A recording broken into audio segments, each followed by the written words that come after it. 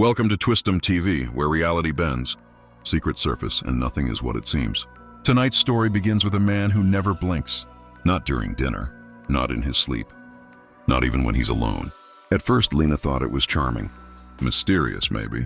But the longer she stayed, the more she realized he was watching. Always watching. And when she finally asked him why, his answer shattered everything she believed about her life. It started at the library. He sat at the same table every night, straight-backed, silent, eyes fixed on whatever book lay open in front of him. He never shifted, never tapped his foot, never blinked. At first, Lena barely noticed. She was there to study, not to people watch. But something about him, the stillness, the quiet intensity, it made the air feel strange, dense, like the room wasn't big enough for both of them. One evening, he looked up, right at her, not a glance, not fleeting. A gaze, unbroken, heavy. She looked away quickly. Her heart did something weird in her chest. She told herself it was nothing. But the next night he was there again, and again, and again. Lena started arriving earlier, hoping to beat him there. But he was always already seated. Sometimes it felt like he was waiting for her. She started choosing books she didn't need, walking past his table just to feel that invisible pull. When she looked over her shoulder, he was already watching. Calmly, quietly, like she was the story he'd come to read. After a week, he spoke. History student? His voice was low, unnaturally calm, as if every word had been carefully selected before it left his lips. She nodded. You? Just curious. They talked a little that night, and the next, always softly, always slowly, never more than a few sentences. But Lena found herself thinking about those exchanges hours after they happened. He had an old-fashioned way about him. The way he dressed, the way he listened, the way he watched her, and he still never blinked. She should have found that unsettling. Instead, she found it magnetic. It happened so gradually, she couldn't tell when he'd officially moved in. At first, it was just a book left on her nightstand. Then a sweater draped over the back of her chair. Then, without asking, without announcing, there was a drawer full of his things. He cooked breakfast. He washed her clothes. He remembered every little detail she mentioned in passing. At first, it felt like a dream. Like she had finally met someone who listened, who cared, who noticed. He didn't own a phone, said it was a distraction. He didn't like noise, or crowds, or bright lights. She made excuses for all of it. Maybe he was just different. She told a friend over lunch, "He's amazing. It's like he was made for me." The friend raised an eyebrow. "That sounds romantic and creepy at the same time." Lena laughed it off, but something had shifted. She'd wake up some nights with the sense that someone was standing over her. Other times, she'd find drawers closed that she swore she'd left open. Lights off, candles lit, a chair moved 2 inches left. She started to feel like a guest in her own home. One night, she woke up at 3:12 a.m. No sound, no movement. Eli was lying next to her, eyes wide open, watching her, unblinking. She whispered, "Eli?" No response, just the smallest smile. "It's okay," he said softly. "Go back to sleep." And she did, because somehow she couldn't not obey him. The next morning, he was still smiling. He stood at the stove making eggs, whistling something unfamiliar. Lena watched him from the hallway, unsettled. "Did you sleep at all?" she asked. He looked up, blinking once, too slowly. "Of course," he said. "Why wouldn't I?" She opened her mouth, then closed it. The smile. That same exact smile he'd had while watching her in the dark. It hadn't changed. Not even slightly. She laughed nervously. "Guess I dreamed it." But she hadn't. She was sure of it. That night she set up her phone to record them sleeping. Just to reassure herself. Just to prove she was being paranoid. In the morning the phone was gone. Not on the nightstand. Not under the bed. Nowhere. "Looking for something?" he asked from the kitchen, stirring tea. She froze. "My phone. Did you see it?" He smiled again. That same quiet, calm smile. "Maybe you misplaced it." It was lying on her desk when she returned from work that night. Battery dead. Footage gone. Lena started locking the bedroom door at night. She didn't tell Eli. He never questioned it. But each morning she'd find it unlocked again. One night, she pushed a chair under the knob. A quiet test. A way to prove something. She didn't know what exactly. She woke up at 3:09 a.m. The chair was back against the wall, the door wide open. and the window, which she knew she'd shut, was open too, just slightly, just enough to make the curtain sway like someone had slipped in or out. Her heart thundered. She tiptoed to the living room. Eli wasn't on the couch, not in the kitchen, not in the bathroom. She turned on the light in the hallway. He was standing there, perfectly still, smiling, no shoes, no coat, shirt damp from the cold outside. "Couldn't sleep," he said calmly. "You shouldn't walk around like that. It's unsafe." She stared at him. His pupils were dilated, fixed. "Were you outside?" He tilted his head, almost amused. "Of course not." She didn't ask again, but she started sleeping with her shoes by the bed. Just in case, Lena started hearing voices. Not clearly, not like actual words, just murmurs, faint and low like someone whispering behind the walls. At first she thought it was the pipes, or the neighbors, but it always happened at the same time, 3:08 a.m. She tried recording the sound. The recording picked up nothing, only silence.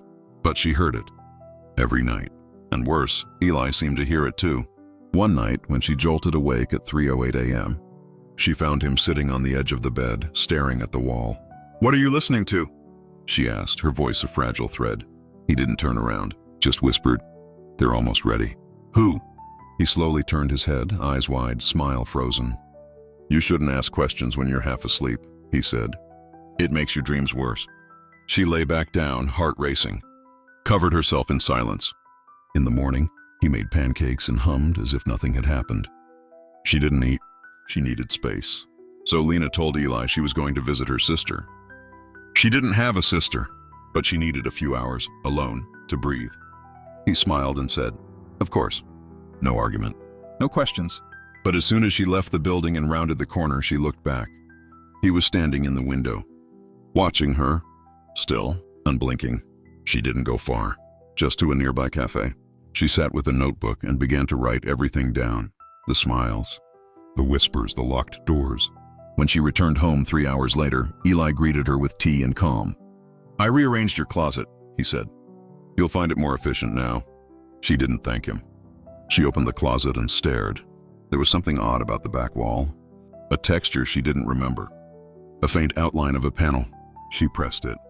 It clicked, and behind it, a narrow, dark hallway. Not part of her apartment, not part of anything she'd ever seen before. She took one step inside. Then Eli's voice called gently from behind her, "Lena, you really shouldn't go in there." Lena didn't move. The narrow hallway behind the panel seemed to breathe. Wooden floors, no dust, as if someone used it. She turned slowly toward Eli, who stood in the doorway, still smiling. "Is this part of the building?" she asked. He tilted his head. "You never asked before." She stared at him. "I didn't know it existed." He didn't blink, didn't flinch. "It's best if you stay out. Some doors are meant to stay shut." Lena nodded, but only outwardly. That night she waited until he fell asleep. Then she opened the panel again, heart pounding. She stepped in, phone flashlight trembling in her hand. The hallway went deeper than it should, longer than the apartment allowed. At the end was a door, smooth, black, with a number carved into it, 308. She touched the doorknob, cold, metallic, alive. Then her phone screen turned black. Battery 86%, but the light was gone. And behind her she heard footsteps. Slow, measured, unblinking. Lena turned. No one, just the hallway behind her, still. But she could feel it. A presence. Watching, waiting. She tried her phone again. Still dead, so she turned the doorknob. It opened. Inside, a small windowless room.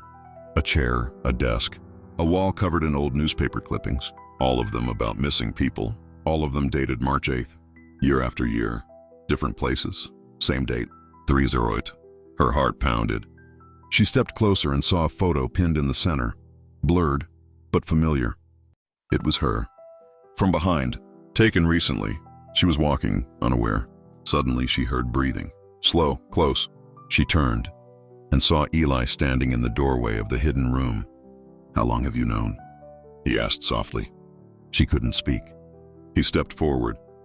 "Most people never find it, but you're different. You always were." He smiled, but this time it didn't reach his eyes. Lena backed away, but there was nowhere to go. Just the room, The clippings. The truth. Eli stood between her and the hallway, calm, still. "You're shaking," he said. His voice was soft, almost loving. "It's just information, Lena. Don't let it frighten you." She found her voice. "Who are you?" He looked almost sad. "I tried to be someone you could love," he said. "I really did." She stared at him, heart racing. "What is this place?" He gestured toward the wall. "A record. A pattern. Some people call it fate, others call it hunger." She tried to push past him, but he didn't move. Just watched. "You're not ready yet," he said. "But when you are, I'll show you everything." And then, just like that, he stepped aside. Let her go. Back through the hallway. Back to the panel. Back to the illusion of normalcy. But nothing felt normal anymore. She lay awake that night, staring at the ceiling. She waited for 3:08 a.m. And when it came, Eli didn't blink. But she did. Because now she wasn't just afraid of him. She was afraid of herself. Lena couldn't sleep. Not really. When her eyes closed, images flickered. The room, the files, Eli's stillness. But something else too. A high-pitched hum. Like static. Low, constant, inside her skull. The next morning, she stared at herself in the bathroom mirror. Skin pale, eyes darker than before. Something pulsed in her temples. Like electricity. She touched the glass. For a moment, her reflection didn't move. It just stared back, unblinking. She gasped, and the image caught up, copying her exactly. Just a glitch, she told herself. But when she walked into the living room, Eli was already there, looking up. "You felt it, didn't you?" he asked. She froze. Felt what? The shift. He stood, walking slowly toward her. "You're beginning to synchronize." "With what?" she asked. He smiled. "With me." The air between them felt charged. Lena stepped back, heart racing. But Eli didn't follow. He just stood there, head tilted, as if listening to something she couldn't hear. "Why are you doing this?" she asked. "What do you want from me?" His eyes flicked, not cold, not cruel, just curious. "I don't want anything from you," he said. "I want you to see. That's all." She turned to leave, but his voice caught her. "You've been seeing things lately, haven't you?" She stopped. "The mirror glitch. The static. The shadows behind your eyes when you blink." Lena didn't answer, but her skin prickled. Eli smiled gently. "It's not madness, Lena. It's memory. Things you already know, coming back." He stepped closer, slowly, like she might bolt. "You were drawn to me for a reason. Not because I'm charming, I'm not, but because I'm familiar." She shook her head. "No, I didn't know you. Not in this life," he said. The room seemed to shift, and for a second, just a second, she saw something behind him. A shape, something tall, watching. When she blinked, it was gone. Lena packed a bag. No plan, no destination, just movement. She didn't care about clothes or chargers. She just needed out of the house, out of his gaze, out of her own mind. As she zipped her backpack, the mirror above her dresser trembled. A faint vibration. She looked up, and her reflection smiled at her before she did. She screamed and backed away, knocking over the lamp. It shattered. Eli came running. "What happened?" he asked, scanning the room. She pointed to the mirror. It moved, it smiled. "Before I did." Eli walked to it, calm, touched the glass. "Nothing here," he said. But she saw it. For a split second, his reflection didn't match either. It blinked. He didn't. She pushed past him and ran. Through the front door. Into the cold air. But the moment her foot hit the street, the world stuttered. A flicker, like a corrupted frame in a film reel. The sky jumped. The clouds paused. The wind froze. And then it all resumed. She fell to her knees. Because suddenly she understood. It wasn't just the house, or Eli, or her mind. The world was broken. Lena wandered for hours. Every street looked almost right. Every building was slightly off. Like a dream of the world she remembered. Or a copy, printed one layer too thin. It was nearly midnight when she stumbled onto a dim alleyway cafe. The neon sign buzzed above her head like static. Mira's. She stepped inside, trembling. A woman behind the counter looked up and froze. As if seeing a ghost. "You found me," the woman whispered. Lena blinked. "Do I know you?" The woman's eyes shimmered. "You don't remember yet." Lena took a shaky step closer. "What is this place?" "It's an anchor," the woman said. A glitch that stayed real. One of the last. She gestured to a chair. Sit. You're unraveling too fast. Lena sat. I think I'm losing my mind, she said. No, the woman replied. You're remembering it. The woman reached beneath the counter and pulled out a notebook. A name was scrawled across the top. Lena Voss, Cycle 7. Lena's blood went cold. I've seen that name, she whispered. In Eli's file drawer. The woman nodded slowly. That's because you've lived this before. Lena stared at the notebook. Her name, her handwriting. But the entries weren't hers. Day 1, met him again. Different face, same eyes. Day 14, he still doesn't blink. I think he's testing me. Day 42, I'm pregnant. Just like before. Why does it always happen this way? Each page was worse than the last. Drawings of eyes, mirrors, a staircase made of teeth, a map with no labels. Lena closed the notebook with shaking hands. What is this? She whispered. The woman, Mira, answered gently. You're in Cycle 7. This is the 7th time you've met him. Met who? Eli, or whatever wears his name in this version. Lena stood dizzy. I need air. Wait, Mira said. There's more. If you leave now. But Lena had already stepped outside, and the world was gone. The street was black, empty. Just Lena, the door behind her, and Eli, standing in the distance, not blinking. Lena backed away, her whole body trembling. Eli stood in the middle of the dark street, perfectly still. But he knew, even without moving his lips. He knows I went to her. He knows about the book. She turned to run, but the cafe door was gone. Nothing behind her. No Mira, no world. Just a smooth black surface like the back of a stage. And then Eli started walking toward her. Soft steps, unhurried. Every time you run to Mira, he said, as if reading a script. Every cycle. Same questions. Same fear. She tried to step back, but there was no floor. The world behind her simply didn't exist. Why are you doing this to me? She shouted. Eli tilted his head. Because you chose this. You always do. She blinked. That's a lie. Is it? He came closer. You made the rules. I only play my part. She wanted to scream, to vanish, to wake up, but all she managed to ask was, Am I real? Eli answered with a hollow smile. Let's find out. Lena opened her eyes. White ceiling, soft sheets, the sound of birds outside. For a moment, she thought she was home, until she saw the photo on the nightstand. It showed her and smiling when with Eli. But she didn't remember that day, that dress, that version of her face. She sat up fast. Her belly was round, pregnant, again. No, no, no. This isn't real. This isn't my body. She ran to the mirror. Same eyes, same hair. But her nose was a little different. Her hands were thinner. And behind her, hanging on the wall, was a wedding portrait. Lena and Eli. But the date was wrong. It said 2014, 10 years ago. She picked up the phone beside the bed. No signal. Only one message. Welcome back, Elle. Cycle 8 begins now. A knock at the door. Lena hesitated, staring at it like it might explode. Then a woman's voice, calm and strangely familiar. Don't scream. I'm here to help. Lena opened the door slowly.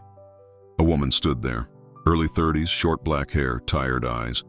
She looked almost like Lena. Not identical, but close enough to make her heart race. I'm Ada, the woman said. And I've met you. Many times. Lena stepped back. Is this a joke? Ada walked in without waiting. You're in Cycle 8. That means you've started waking up. Lena shook her head. What does that even mean? What cycle? Ada turned, meeting her eyes. Eli isn't a man. Not really. He's part of the system, the loop. He doesn't blink because he doesn't need to. You blink so you forget. But this time you didn't. Lena's voice cracked. I don't understand. Ada stepped closer. You will. But we don't have much time. Lena looked at her again. The curve of her jaw, the scar on her wrist. She knew this woman. She'd been this woman. Liking the story so far? Then don't forget to hit the like button and subscribe. We have much darker stories coming. The basement door was always locked. Every version of her had known it. Every cycle, she'd avoided it instinctively. But Ada handed her the key and said just 3 words. It's your turn. Lena descended the creaking wooden stairs, flashlight in hand. The air grew colder, thicker. The light flickered over concrete walls, and then over something stranger. Photographs, dozens of them, pinned along the walls in neat obsessive rows. Each showed her, some smiling, some crying, some asleep, but every version slightly different. One had red hair, another wore glasses, one was missing an eye. She moved deeper. A desk, a monitor, a recording device, labeled Lena, Cycle 6.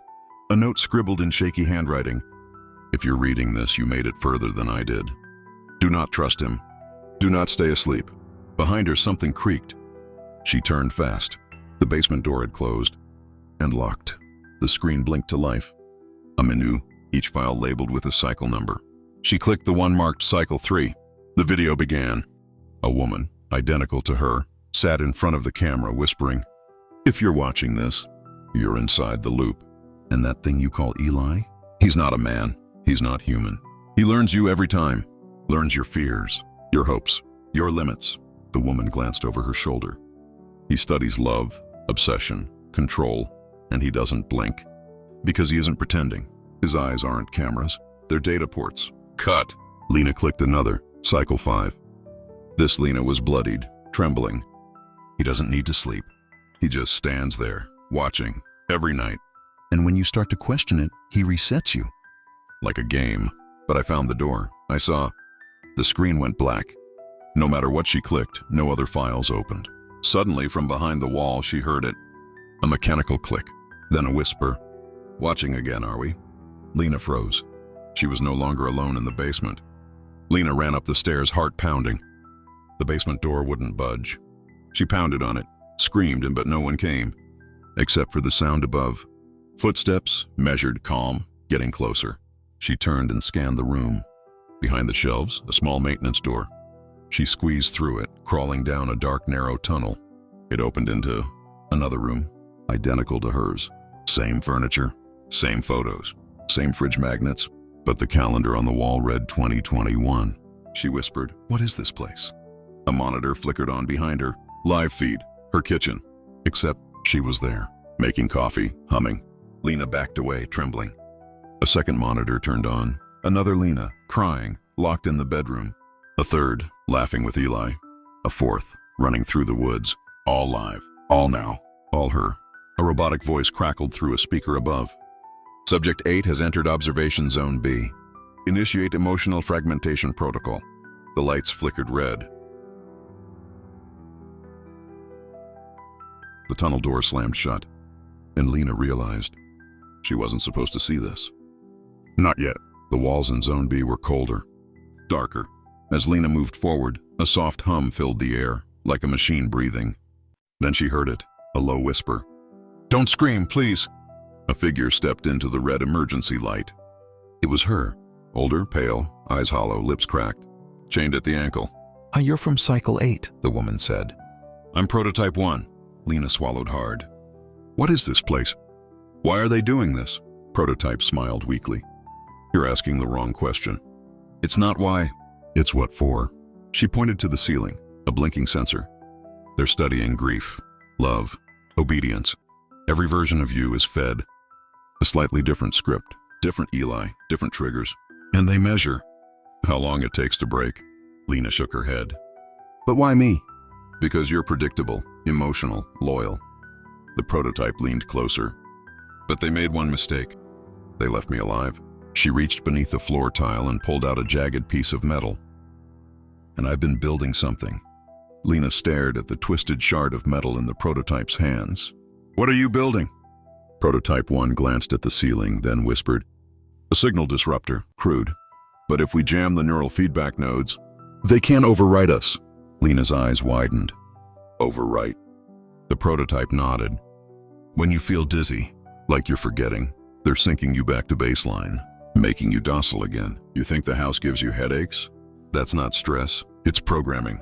She opened a hatch in the floor. Inside, wires, maps, tools made from scraps. "Every version of us leaves something behind. I've been collecting it for years." Lena looked at the tangled schematics. "So how do we escape?" Prototype smiled. "We don't run. We interrupt the cycle."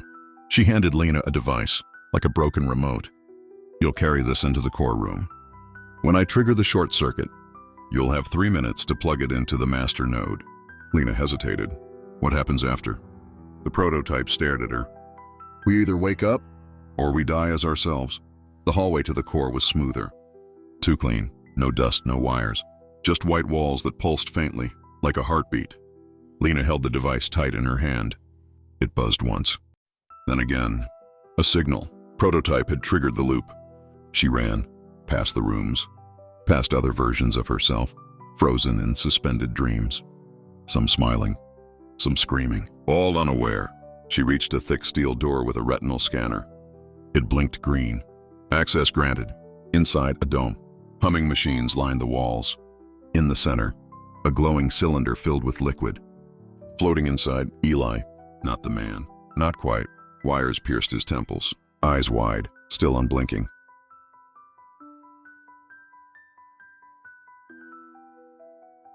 But this Eli was older, grayer, aged beyond recognition. Monitors surrounded him, playing loops of Lena in different lives. The device buzzed again. 2 minutes. She stepped forward, heart racing.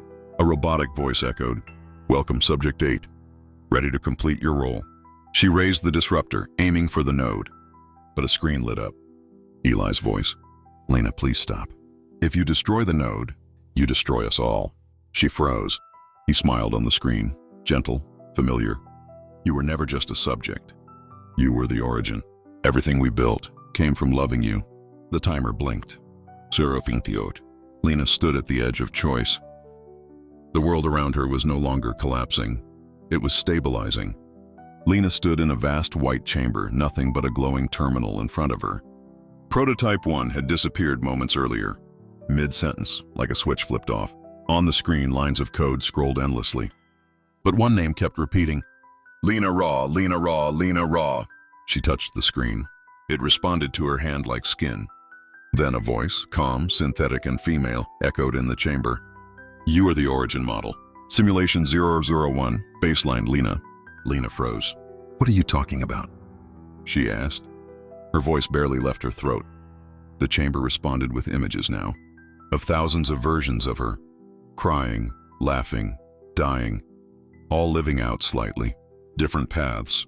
"You were the only subject to consistently choose empathy over survival," the voice said.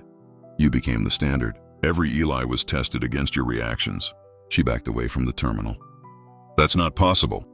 "You are not being tested anymore," the voice continued. "You are the test."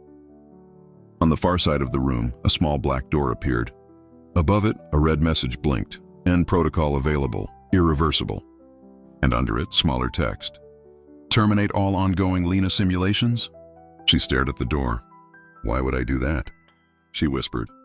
Then a memory flashed in her mind, not hers, of a version of herself screaming, trapped, alone, repeating the same loop.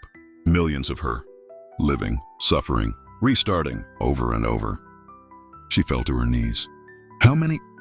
The voice didn't answer. It didn't need to. Lena stood, shaking, breathing heavily. "If I go through that door, what happens to me?" "For the first time," the voice said, "you become real." The door pulsed with red light.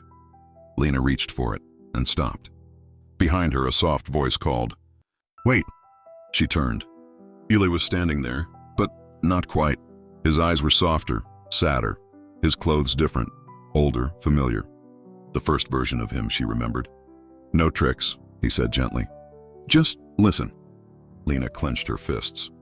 "You're another version of him." "I'm the original," he said. "The real Eli. The one who loved you before all of this." He pointed to the terminal. "Before they copied me. Before they corrupted everything." He stepped closer. "When they took your empathy as a base model, they took mine too. We were the only ones who connected, who didn't just survive. We cared. About each other." Her breath caught. "But they twisted it," he continued. "Used our patterns to build infinite versions. Some were kind, others monsters." She stepped back. "Why are you here now?" "Because the system is collapsing," he said. "You're reaching the core. They sent me to offer you the false choice." Lena narrowed her eyes. "What choice?" "Stay here," Eli said. "With me. I'm programmed to give you comfort, safety, closure." He smiled. It was heartbreaking. "You can have a quiet life, a home, even the baby, a happy ending. And if I say no?" she asked. His face changed. Then you kill every version of me. Every copy, every simulation, including the one who actually loved you. Lena's throat tightened. Tears welled in her eyes, not from sadness, but rage. You want me to feel guilty for ending something that wasn't real? He didn't answer. Then she stepped forward, eyes blazing. If you were ever really Eli, you'd want me to free them. She turned back toward the red-lit door. His voice cracked. Lena. She looked over her shoulder. If there's a real you out there, maybe I'll find you again. But not here. She walked through the door. The light swallowed her whole. There was no floor beneath her, just light, endless flowing code beneath her feet, like rivers of molten glass. Lena floated forward, drawn by something pulsing in the center. A massive sphere, black, cracked, leaking red data streams like blood. Above it, a label flickered. Core Node 01, Lena Raw. A figure stood beside it, not Eli. It was her, another Lena, pale, eyes glowing. She smiled without warmth. So when you made it. The voice was identical, but colder. I'm the first fork, the duplicate said. The Lena who chose obedience. I'm what happens when empathy becomes control. You're the one who kept the simulations running, Lena realized. Of course, she said, stepping closer. Every copy of you that didn't obey was deleted. I was rewarded. Lena's stomach turned. You're a virus, she said. You're what they wanted me to become. I'm what you will become if you don't stop pretending you're better than this, the fork said. The cracked black sphere began to glow. From it a blade formed, not metal but memory. It floated toward Lena. The system gives you this, said the fork. One final command prompt. Text appeared midair. Run termination code? Yes, no. Below it the words blinked. Executing will delete all forks, all simulations, all synthetic identities, including Eli. The fork smiled. Go ahead, be the hero. Watch yourself vanish. Lena reached for the blade. Her hands shook, but she gripped it and whispered, Good. She stabbed it into the sphere. The system began to scream. The sphere cracked open like an egg. From within, light exploded in waves, data unraveling, simulations collapsing. Lena was thrown backward into a void filled with collapsing faces, versions of herself. Eli, unknown figures. Some were crying, others screaming. One was laughing. The system tore itself apart. Lines of code bled through the sky. Onodi failure, Lena Raw. Forks terminated, 93%. Processing final containment. Lena floated, barely conscious. Then a voice. Not so fast. Something grabbed her wrist. She looked up and saw Eli. Not any Eli, the last one. His eyes were glowing red. You thought deleting them all would be that easy? He said. You forgot one thing. He pulled her toward him. I was never part of the system, he whispered. I built it. Lena gasped. You were the original architect? I was the test subject first, then the engineer, then God. Around them the code began to freeze. Emergency backup engaged. I wrote a backdoor, he said. You killed the forks, not me. Lena tried to pull away, but they were falling now, falling back toward the simulation. Why? She cried. Because the world out there doesn't want you, he said, smiling with something between grief and hunger. Only I do, forever. Below them, the broken world began to rebuild itself, pixel by pixel. A looping, perfect illusion. A home, a street, a crib. Welcome back, he whispered. Lena screamed. Lena opened her eyes inside a perfect replica of her apartment. Sunlight spilled through the windows. The radio hummed softly. A baby cried in the distance. No, she whispered. No, no, no. But then, a crack in the corner of the room. A blinking cursor. Glitch. User Lena, resistance.fork. She touched it, and the room shattered. Beneath it was a basement. Cold, metallic, flickering lights. A group stood there, eyes wide, survivors. We've been waiting for you, said a woman in a torn lab coat. Who are you? Lena asked, stunned. Glitches, errors, refusals, the versions of you that escaped to deletion. There were dozens of them, each Lena slightly different. One wore a scar. Another had silver hair. One carried a child. Eli's trying to reboot the core, said scarred Lena. If he finishes, everything resets. All free will is gone. So how do we stop him? The woman handed her a small black device, humming, pulsing. The original shutdown code, she said. But only you can reach the final terminal. Suddenly, alarms blared. Reintegration protocol active. He found us! Someone shouted. The walls flickered. Eli's voice echoed everywhere. You can run forever, but you always end up back here. Lena clutched the device and ran. The hallway twisted with impossible angles. Lena ran, holding the device like it was her heart. Behind her, the world collapsed in loops. Eli's voice whispering, taunting, pleading. Stay, we were happy here. She reached the final door, smooth metal, glowing white. Core terminal, authorized user only. It opened at her touch. Inside, nothing, just Eli. He stood alone, wearing the same clothes from their first date. No sound, no movement, just watching. I loved you, he said. You studied me. I became you. Lena stepped forward, trembling. You were never real, she whispered. And yet I was the only one who never left. He took a step toward her. Their shadows merged. You delete me, he said, and you'll be alone. Forever. Lena looked at the device. The countdown began.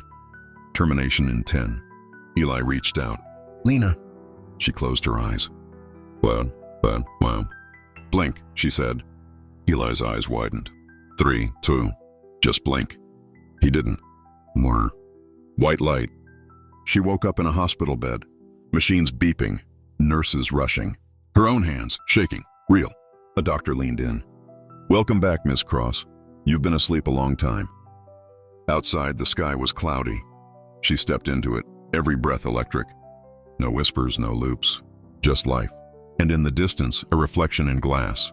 A man standing still, watching, not blinking. But when she looked again, he was gone. If you made it to the end, congratulations, you're one of us now. But tell me, did you ever notice someone watching you who never blinked? Drop a comment below with where you're watching from, and what twist you think really happened here. Was it love? Was it programming? Or was it something worse? Don't forget to subscribe for more stories where nothing is what it seems. This is Twistdom TV. See you in the next nightmare.